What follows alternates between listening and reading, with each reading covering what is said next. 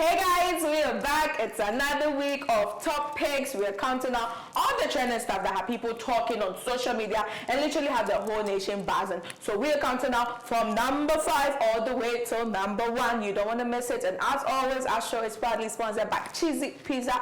Your pizza, your way. If you live around La Paz, I have good news for you. Cheesy Pizza has a new branch in La Paz and it's just right by the roadside. So this weekend, please grab your loved ones and go have some, cheesy full weekend at Cheesy Pizza. They have lots of variety of pizza you can choose from. So make sure you go grab some this weekend. We'll be right back.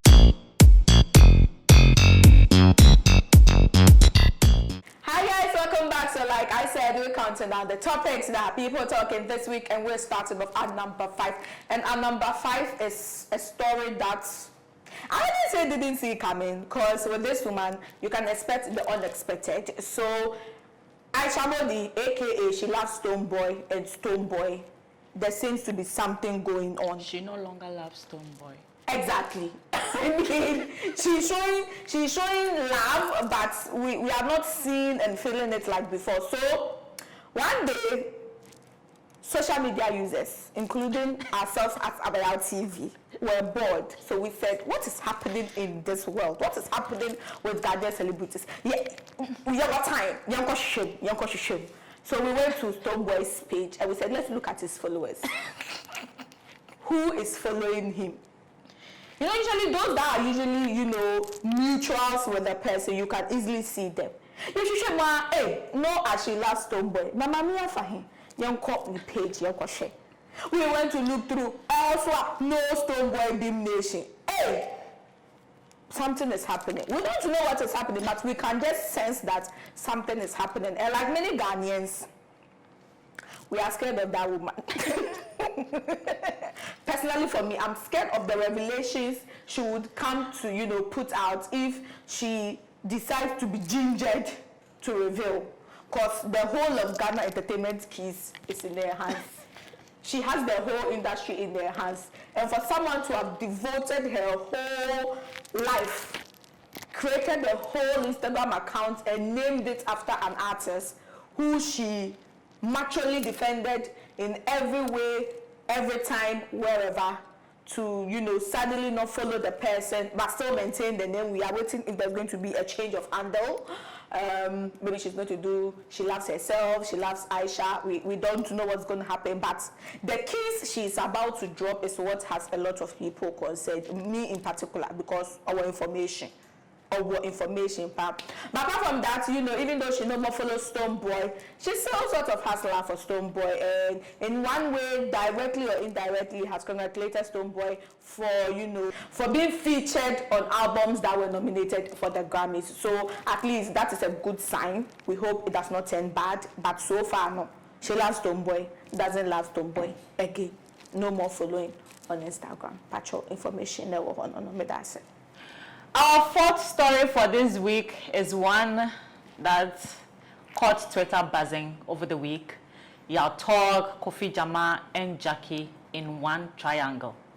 So, Afrima Awards were held in Nigeria, in Lagos, Nigeria this week, and Yaw Tog was in Nigeria. I don't know whether he was there for the awards. Kofi Jama was also there, having some media rounds. But Jackie was billed to perform at the awards ceremony. And in a video that was posted online, Jackie was seen hugging Kofi Jama. I think that was after her performance. She went over to hug Kofi Jama. But then she didn't hug Yaw Tog. She sort of just walked away. So the video made it to social media and everyone was like, yo, Kofi Jama, Jackie, Yaw Tog, what is happening? Why did Jackie refuse to hug Yaw Tog? Are they beefing? Ghanaians, how we can just attribute everything to beefing. Are they beefing? What is going on? We want to know. Twitter trolls came at Yaw Tog saying that you are a small boy, you are trying to go and hug. Opinion Jackie. I'm like, okay, what's the logic behind that? But anyway, Jackie and Kofi Jama and Yaw Tog saw the video, saw that they were trending on Twitter and were like, nah, guys, you seem to have the wrong perception about what actually happened. You are only seeing a part of the video and you are not seeing the entire video, but actually that is not what happened. But if there was another part of the video and you guys are trying to defend yourselves, let us see the other part of the video where you were hugging your dog and that. But yes, the three of them made it to social media, but Jackie has, you know, of course, stated that there's absolutely nothing going, that is, you know, sort of going on between her and Yao Talk. They are cool, and there was no shading, there was no whatever. We're moving on to our third pair, guys, and it's Ghana's most loved, Ghana's most adored, Ghana's most cherished. I don't even call her an actress anymore. She's an all-round entertainer. The Nana Ama McBrown, Empress One, Ghana's lover girl, Obia Ambassador One. Yay, Ghana's richest entertainer. Waba, Okoya Waba. Is in town, and she's announced herself. I see everywhere or spread. She went to first OKFM with Abeku Santana, and during the conversation she said quite a few things that like I said, Nana Ma is one of the people that Ghanaians say does no wrong in the eyes of the Ghanaians, so I don't think she's ever going to do any wrong. So far she hasn't, but one of the things that she said at her interview with Abeku Santana was the fact that even though people see her to be a big brand ambassador for brands, there's one particular thing that has made her brand distinct when it comes to others, and that's because she has vowed to herself never to be an ambassador to a company that creates bleaching products, be it cream or whatever. She's worked too hard this whole years to just come and tarnish her image with, you know, being a brand ambassador to products like that. But to prevent that from happening, what she actually does is she makes sure that when you bring a product for her to, you know, sort of be an ambassador for, she takes it to the FDA, makes the necessary checks to make sure that everything is right, and that she does not want to harm Ghanaians with anything that she is promoting. So more or less, people should not feel like she's just jumping onto just any brand to be a brand ambassador, but she literally does her homework and does her checks, and that was very you know, impressive, and a lot of Ghanaians were like, oh yeah, no wonder she is the Nana Ma, and everybody loves her. Then from OKFM she moved to Star FM and had an exclusive interview with the Nana Aba Anamwa, into Nana Ama McBrown and Nana Aba Anamwa. They met, and then the brofos and the trees were flowing up and down. But one thing that stuck out from that conversation was the fact that she revealed that she nearly left her very popular show, the United Showbiz, on UTV because of the case that involved Bulldog being apprehended by the police for making certain statements about the current government and what have you, and that she felt like that was literally going to be like a stain on the career she has built so long, so she just wanted to detach herself from that drama. But she was spoken to, and then she came back, and as always, she's flourishing, she's glowing, her show is glowing, she's making the money, and she's still the most loved Nana Ama McBrown. End of documentary. Thank you. Moving on to our second pick for this week, Kuami Eugene Kasa. On the links, you know, you are a producer, you are a songwriter, also an artist. Never be brave. But also, still, like, you just want to take the publicist, the PR person for links home and also. Also, I'm not dressing. So last week we were here, it was Kuami Eugene versus Kiddy. This week we are back again, and it's Kuami Eugene versus ex-Link signee MzVee's.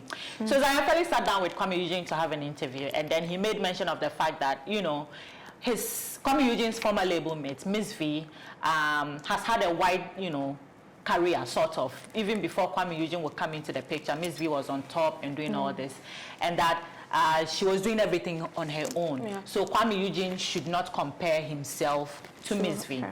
And Kuami said, hold on. I agree when you say that MzVee's has had, you know, a bigger career than I have, even though now it looks like I am the one on top. But yes, I will not dispute that fact. But then if you come and you tell me that MzVee's says she was doing everything on her own, I place a question mark there, because when MzVee's was at Lynx, I was the one doing all the writing, not all, most of the writing of her songs. I wrote Come and See My Mother, Davi, and you know, a lot of her other songs. So if MzVee's is telling us that she was doing everything on her own at Lynx, then I don't know, MzVee's, please do not be ungrateful.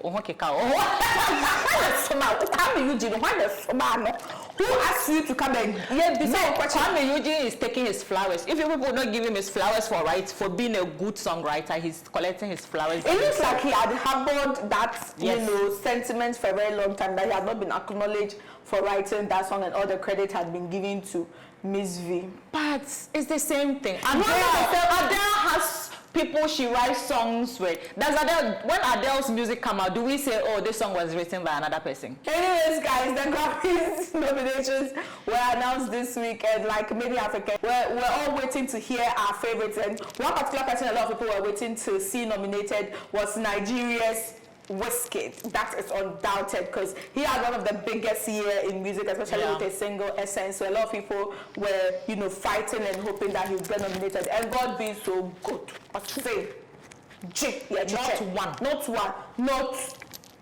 two. Two. Not one, but two. Anyways, not only was Wizkid nominated, Ghana's very own Rocky Dawuni. He keeps rocking the Grammys nomination, rocking. But this year, the Obeswa. This year, WDMT Obeswa. It's not every day nomination, you're Betty Pepper Award. I was sent down in Egypt. Said, Saturday is still on his way to the Grammys. On an Amketa. Let's see the title was him. Rocky Dawuni will bring it home. We are very confident. Another person who was not nominated, but is making it's doing like, even the nominated people are not even talking this much. Our very own, support your own ambassador, Beam Nation, Stonebwoy, Bennington. Why you featured on a nominated album? Featured on a nominated albums. He was not nominated. Please let me clarify. Stonebwoy was not nominated. I think that is not a bad thing. Like, we are literally very happy. I mean, I think it's the people who are publishing the news that are making that mistake. Yes, that's why made to me what Mama said. He was not nominated. Even some of the songs on the album, we are not sure the songs on the album that he was nominated. Name him now, I was not. And no, the count crammer there be. All that we know is he was gracious and graced enough to have lent his talents to the reggae artists in Jamaica whose albums were nominated. So he happens to be on those albums, and those albums were nominated. Should those albums win, out of that whole category, should one of the albums that he was nominated, he was featured on win, he will get a citation, a recognition, citation. Remember last year he featured on by Grams Morgan's Avacadabra album. The album won, and he got a citation. Yambreno Grammy na yenu Yambreno play. Yambreno yenu musio. Drake no wine. Yambreno be own nepi. What is but I mean, before the Grammys, he had the whole Twitter campaign. His camp had the whole Twitter campaign going on. Stonebwoy for Grammy consideration. They were listing all his achievements, but I'm local junction, and they were cater. I do okay, patron. And I'm landing, and then I'm landing. I'm longer junction. UK turn shut down. 800 academy. 800 shutting down. We should report factual information. I am only reporting factual information. It's a Grammy, no, Abba. Hopefully this year, Rocky Dawuni will bring it home, and Ghana can also say some when the Nigerians are bragging. So we have Rasta Giants. You can find Cheesy Pizza at the Ring Road, Kasua, Dansoman, Osu, Asherman, Hacho, Spiters, and Adenta. Cheesy Pizza, your way.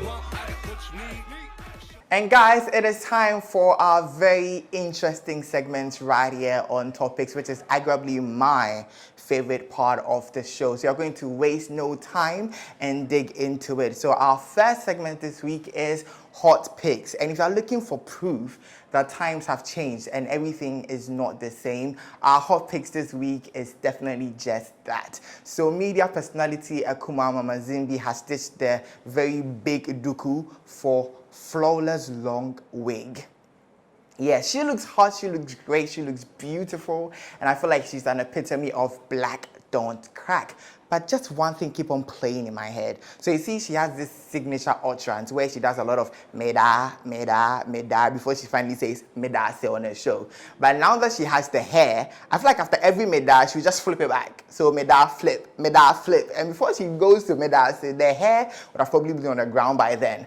But forgive my silliness, she looks amazing and she looks beautiful. So that's our hot picks for this week. And guys, I'm moving on to our second segment of the week, which is Shade of the Week.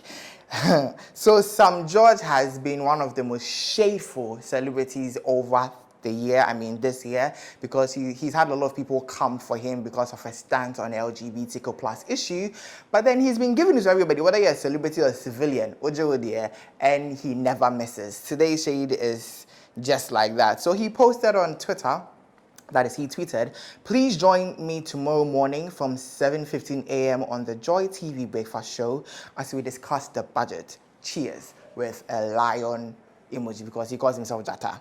Then Nicholas Akazabi replied, "That place is Parliament or what? Why are you going to discuss it there?" That is his line of thought. Sam George could have taken the higher road and said, "Okay, fine, let me explain to this man," but no, he chose violence and replied, it's a chop bar.